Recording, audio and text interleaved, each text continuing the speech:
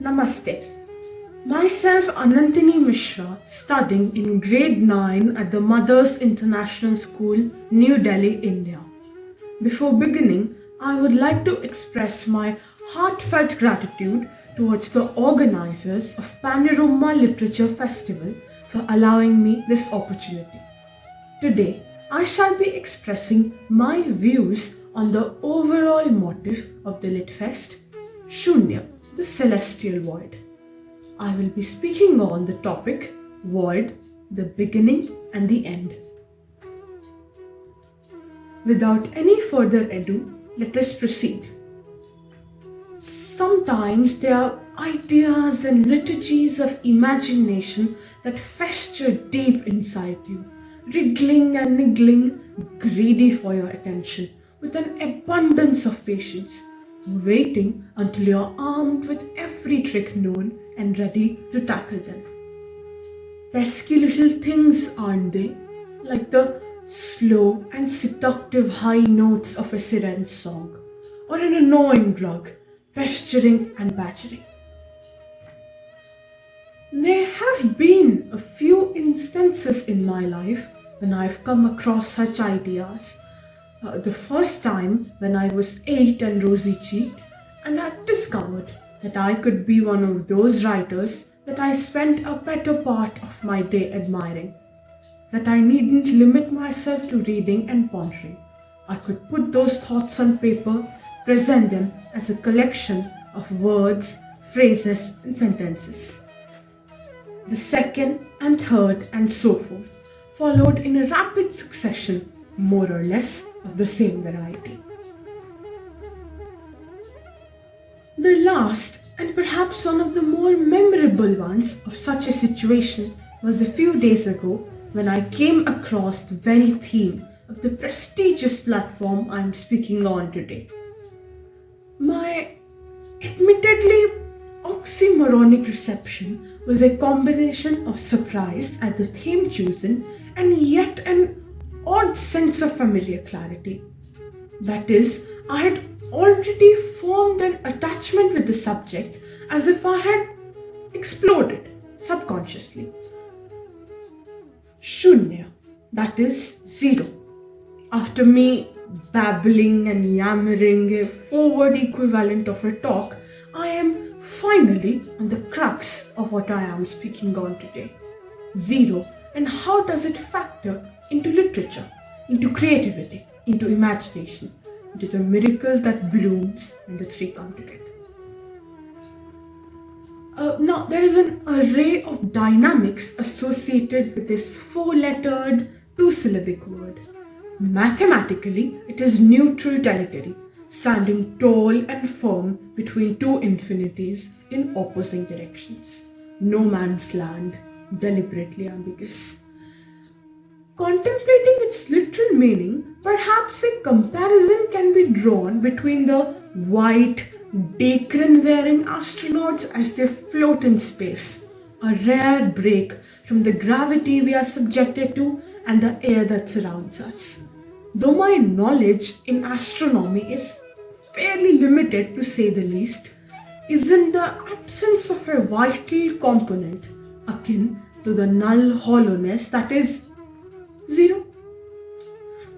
Again, that parallel exists to highlight what zero is in the most basic terms: base level, ground level. A blank canvas, we could take several steps beyond literal sense and call it a blank stretch waiting for its colors, waiting for an elevation. Putting astronauts and blank canvases to the side for a touch moment, zero is a concept which almost everybody is highly familiar with. It is one of those ideas which are understandable yet difficult to put into words. And if an idea in itself is untouchable, on what grounds does a connection between said idea and literature, a business of words and visuals from one man to another, exist? What part of the poems, stories and process that we admire, that we adore, what state should be considered equivalent to the vague state that is zero? The first time I encountered such questions, they had me by the throat as well. After all, the validity of such thoughts was so monumentally high, it made the steadily strengthening junction in my mind seem invalid. And this is exactly where, tipping towards the bluest blue moon that might have risen while I was unaware, the tenacity of these ideas was a pleasant oxen.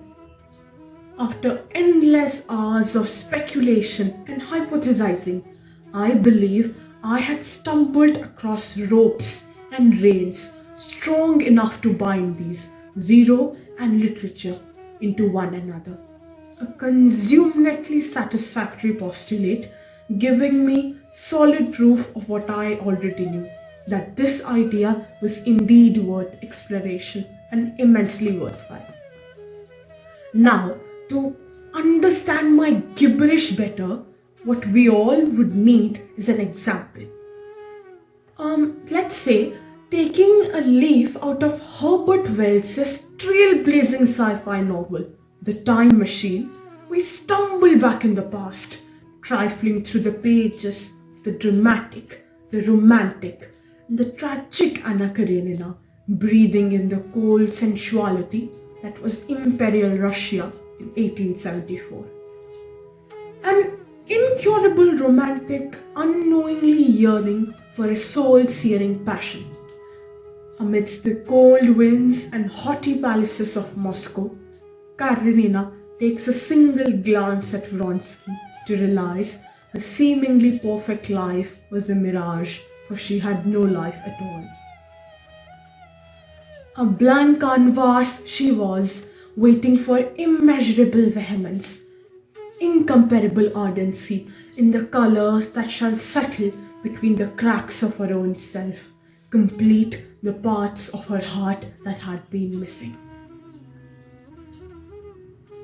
When we two parted in silence and tears, half broken-hearted to sever for years, wrote thy great Byron, bemoaning the despair, the heartbreak as the lovers unknown parted, subtly implying the absence of fervent, zealous emotions, for half of their hearts had been spent and ravaged beyond repair.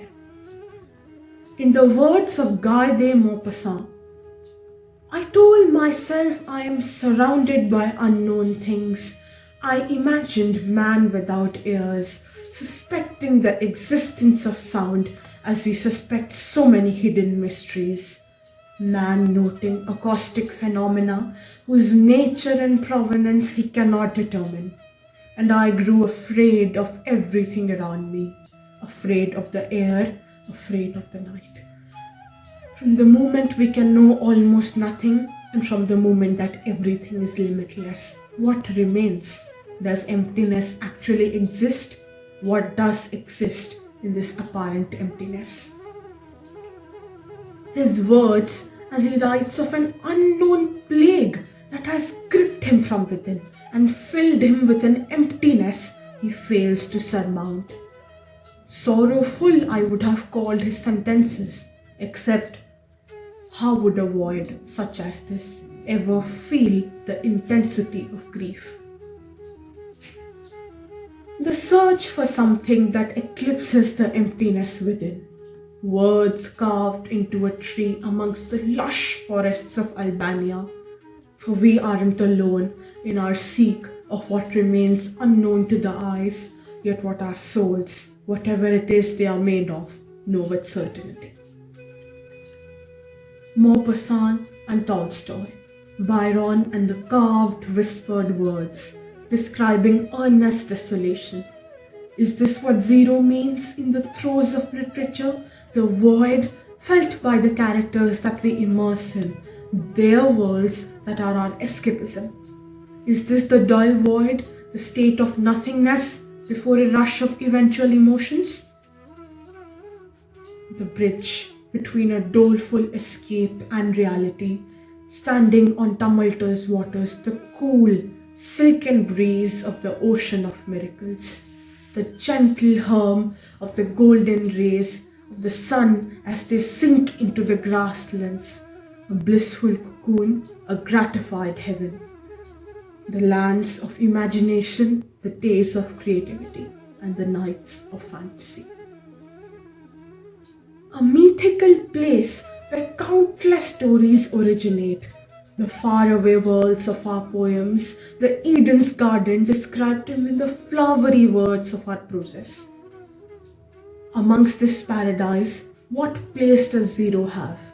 Is it perhaps the very pinnacle of that passion that surrounds the waterfalls and the jagged cliffs?